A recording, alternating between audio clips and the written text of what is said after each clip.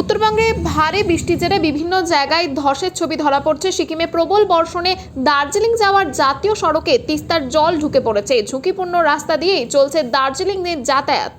এলাকায় বৃষ্টি না হওয়ার ফলে তিস্তার নাব্যতা অনেকটাই কমেছে। সেজন্যই সিকিমে একটু বৃষ্টি হলেই তিস্তার জল বাড়লেই জল রাস্তার মধ্যে প্রবেশ করে। যে কোনো সময় যে কোনো দুর্ঘটনা ঘটতে পারে।